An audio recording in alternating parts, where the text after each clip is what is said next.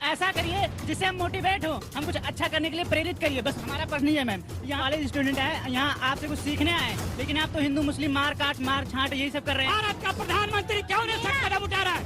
चुप रहो, तुम चुप रहो, चुप रहो। देश के गद्दारों, देश के लिए गद्दारी के दिया, अंग्रेजों की यारी की यहाँ करके बता रहे हैं। गांधी जी पहले बयान दिए थे कि हिंदू लड़के जो है मंदिरों में लड़कियां छेड़ते हैं और रायबरेली में जब पहुंचते हैं तो मंदिर में पूजा करते हैं, उन्हें शर्म आनी चाहिए दोगली राजनीति पर, और उन्हें चुल्लू पानी में बोल रहे हैं। आप झूठ बोल रहे हैं, आप झूठ बोल रहे हैं। लेकिन ये बताइए, जब अमेरिका जैसे देश भारत को गिनती करते थे कहीं, जब भारत का कोई प्रधानमंत्री फोटो शूट में जाता था तो पीछे खड़ा होता था, और आज देखिए प्रधानमंत्री मोदी जब जाते हैं फोटो शूट में सीना तान के आगे खड़े होते हैं। मैं पूछता हूँ तब जरूरत है यार। इन लोगों ने वादा दिया था लोकसभा चुनाव में कि 8500 रुपए हम देंगे, कहाँ गया 8500 रुपए, ये बताया।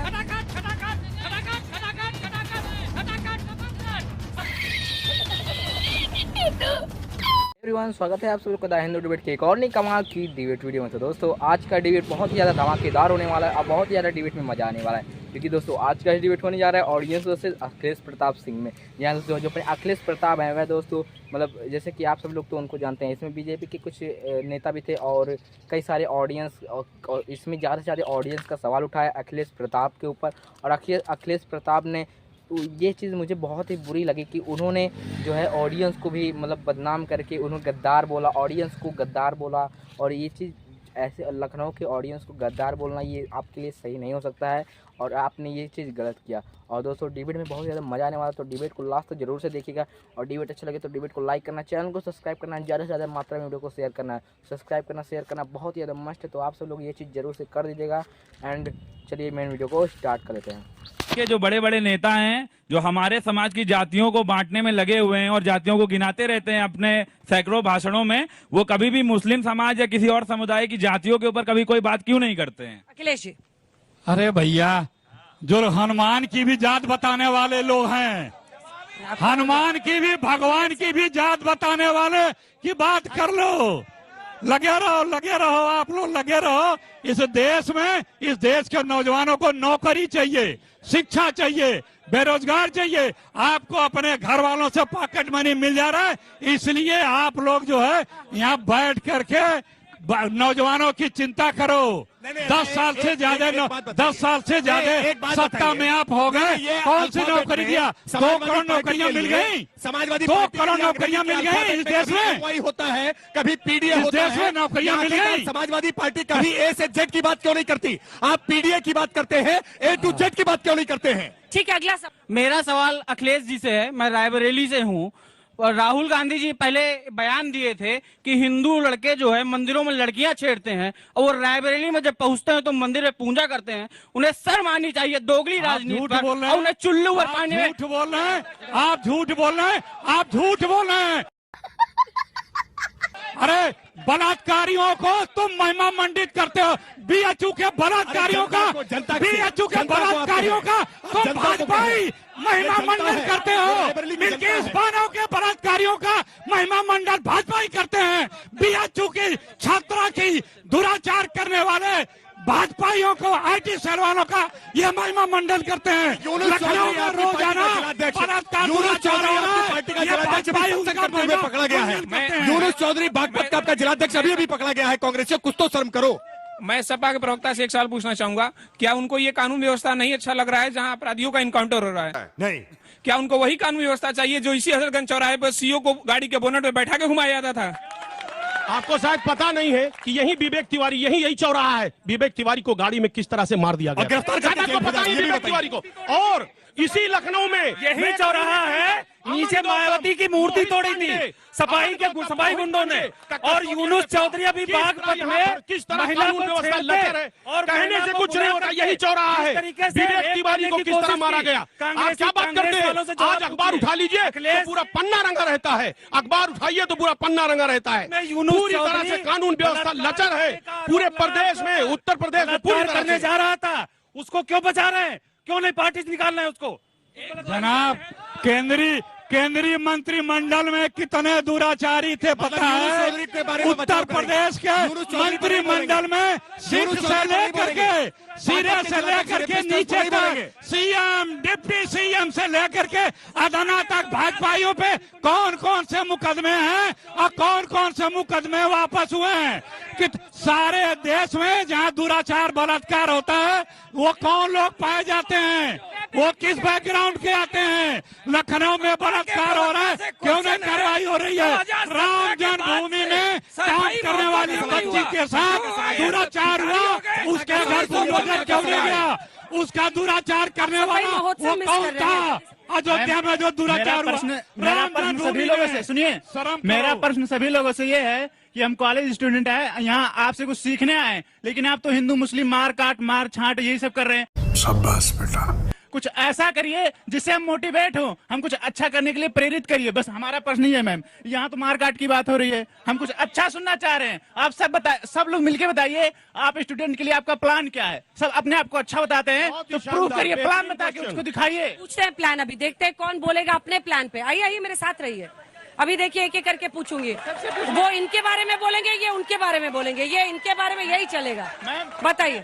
नहीं देखिए, मैं तो आपके पास छात्रों के लिए क्या रोड मैप है, क्या प्लान है? देखिए, न्यू एजुकेशन पॉलिसी लेकर के आज भारतीय जनता पार्टी की सरकार आई है, जिसमें रोजगार परक शिक्षा आपको मिल सके, जिसमें केवल थ्योरी न हो। ये मैकाले की शिक्षा पद्धति जो केवल सरकारी बाबू बनाने के लिए तैयार करती थी, हमने आज हाथों को हुनर देना प्रारंभ किया है और इसके परिणाम आपको दशकों तक दिखाई पड़ेंगे कि कैसे मोदी जी ने क्रांतिकारी नई शिक्षा नीति लेकर के मैं जवाब दे रहा हूँ। देखिए, आप जवाब। नौकरी नहीं दी, इन्होंने बता दिया कि कैसे आप अभी पढ़ेंगे। रुक जाइए। कांग्रेस पर सुनिए ध्यान से सुनिए, आपके विचार, अरे ध्यान से सुनिए, बता रहा हूँ। कांग्रेस पार्टी 30 लाख केंद्र में नौकरियां खाली हैं, क्यों नहीं भर्ती दे रहे हैं? क्योंकि भर्ती देंगे तो आप अस्थायी नौकरी पा जाएंगे। मोदी जी नौकरी क्यों नहीं भर्ती दे रहे हैं? क्योंकि वो अस्थायी नौकरी दे देंगे तो आप लोगों को तनख्वाह नहीं दे पा रहे हैं, हिमाचल में तनख्वाह नहीं दे पा रहे हैं, आप लोगों कर्नाटक में तनख्वाह नहीं दे पा रहे हैं, जहाँ नौकरियों की बात कर रहे हैं, जहाँ सरकारें हैं वहाँ तनख्वाह नहीं दे पा रहे हैं, हिमाचल में तनख्वाह क्यों नहीं दे पा रहे? बताइए। सुनिए, आपका जवाब देख, मैं दूसरे कमी बताने का आपको नहीं बोला हूँ, मैं आपके क्या विचार है वो पूछ रहा हूँ, आप दूसरे कमी बता रहे हैं। सुनो ध्यान से सुनो, तुम तो उधर मुंह किए थे। अब इसको भी डांटिएगा। कांग्रेस पार्टी अस्थायी नौकरी देती है, अस्थायी नौकरी देती है, अस्थायी नौकरी देगी और पेंशन भी देगी। खत्म हो गया, काम हो गया ना, बस खत्म। छात्रों के लिए क्या रोड मैप? समाजवादी पार्टी इसलिए आप लोगों को गंभीरता से कोई नहीं ले रहा है। सवाल करो, ध्यान से सुनिए ना। समाजवादी पार्टी की बहुत स्पष्ट नीति है। मैं बताऊं कि जो बच्चा पढ़ रहा है, जिसको रोजगार चाहिए उसको रोजगार मिलना चाहिए और रोजगार देगी समाजवादी पार्टी। ये पहले हमने दिया है, लिए तो बनाया गया है, मेडिकल कॉलेज बना है, एयरपोर्ट बना है, लिखे हैं, डिग्री है, समझदार हैं, सुलझे हुए हमारे नेता, कितने नौकरी देंगे, रोजगार देंगे, लोगों की समस्याओं को हल करेंगे। बैठिए, सब लोग बैठिए, चल के अपनी जगह पे बैठिए प्लीज। मैं ये पूछना चाहूंगी कि जैसे अभी आपने कहा कि जो पढ़ेगा उसको रोजगार मिलेगा, उसको नौकरी मिलेगी। 2017 से पहले जब एग्जाम्स नहीं होते थे या फिर लीक हो जाते थे, तब आप लोग कहाँ थे? 2017 के पहले एग्जाम लीक ही नहीं होते थे। जिस तरह एग्जाम लीक हो रहा है, कोई भी एग्जाम परफेक्ट नहीं है, सारे एग्जाम लीक हो रहे हैं, सारे बच्चे परेशान हैं, कोई भी एग्जाम ले लीजिए, सारे एग्जाम लीक हो रहे हैं। मैम मैं पूछना चाहता हूँ कि पहले इंडिया स्वर्ग था, इंडिया नहीं भारत कहना चाहिए, इंडिया नहीं, पहले इंडिया स्वर्ग था। मैं मानता हूँ पहले इंडिया स्वर्ग था, लेकिन ये बताइए तब अमेरिका जैसे देश भारत को गिनती करते थे कहीं? जब भारत का कोई प्रधानमंत्री फोटो शूट में जाता था तो पीछे खड़ा होता था, और आज देखिए प्रधानमंत्री मोदी जब जाते हैं फोटो शूट में सीना तान के आगे खड़े होते हैं। मैं पूछता हूँ तब सुरक्षा है आप? पहले इससे ज्यादा था, लेकिन इवेंट मैनेजमेंट नहीं था, मीडिया मैनेजमेंट नहीं था, इससे ज्यादा होता था, लेकिन इस तरह कैमरा लेकर के फोटोग्राफी नहीं होती थी पहले। किसने सवाल किया था भैया, किसने सवाल किया था? अब उसको क्या चिन्हित करेंगे? आप सुनिए, आपको जानकारी नहीं होगी, अमेरिका में हमारे एनएसए साहब ढूंढे जा रहे हैं। कनाडा ने भारत को दुश्मन राष्ट्र की श्रेणी में डाल दिया है। अमेरिका में हमारे कितने विदेश मंत्रालय के अधिकारियों के ऊपर वारंट कटा है। ये मोदी जी हैं, मोदी है तो मुमकिन है भारत कनाडा का दुश्मन राष्ट्र बन चुका है, ये मोदी जी हैं। बोलने दे तकलीफ हुआ है बेचारे को। कांग्रेस के प्रवक्ता अखिलेश जी ये बताएं, खालिस्तान के आतंकवाद से कांग्रेस के प्रधानमंत्री खत्म हुई, उन खालिस्तानियों की समर्थन करते हुए शर्म नहीं आता है आपको? कौन तुम क्या बोला? खालिस्तानियों के समर्थन करते हुए शर्म नहीं आता, जिससे आपके प्रधानमंत्री शहीद हुई। आप कर्नाटक की वीर थपथपा रहे हैं। नहीं, हम अपने भारत के कमजोर राष्ट्राध्यक्ष की बात कर रहे हैं। भारत का प्रधानमंत्री क्यों नहीं सख्त कदम उठा रहा है? चुप रहो, तुम चुप रहो, चुप। वाह क्या सीन है। गद्दारों, देश के गद्दारों, देश के लिए गद्दारी की गवाहियां दिया, अंग्रेजों की यारी की यहाँ करके बता रहे हैं। का अपमान ठीक नहीं है। ये लखनऊ की सम्मानित जनता का अपमान करने का काम कर रही है, ठीक नहीं है। आप लखनऊ की सम्मानित जनता का अपमान नहीं कर सकते हैं। कौन अपमान कर रहा है? तमीज से बात करना सीखे पहले। सब तमीज से बात करना सीखे, लखनऊ की जनता को गद्दार बात तमीज से करना सीखे। सब लखनऊ का ही है, कोई आपके लिए लखनऊ की तहसील है। पाकिस्तान से लखनऊ इस तरह की बात कर रहे हैं। हर कोई हिंदुस्तानी अरे है। इधर देखिए प्लीज, एक सेकंड सर, सवाल सुनो। मेरा सवाल माननीय अखिलेश जी से है। जी, यूपी में कांग्रेस का कोई फ्यूचर तो है नहीं, ना उनकी सीट है, गठबंधन करके आगे बढ़ते हैं, तो हम आप पे भरोसा क्यों करें? देखिए, संख्या बल में हम कम हो सकते हैं, लेकिन इस देश की आवाज कांग्रेस पार्टी है। इस देश के मुद्दे उठाने वाले कांग्रेस पार्टी है। इस देश को आजादी से लेकर के आज तक विश्व में महाशक्ति बनाने वाली कांग्रेस पार्टी है। कर्जदार एक एक बच्चे से दुनिया एक शताब्दी का सबसे ज्यादा जो है बेरोजगारी बीजेपी के हुकूमत में आई है। सबसे ह्यूम ने कांग्रेस बनाई थी, जिसको आप कांग्रेस आई बनाकर आए थे, आज कांग्रेस गई हो गई है।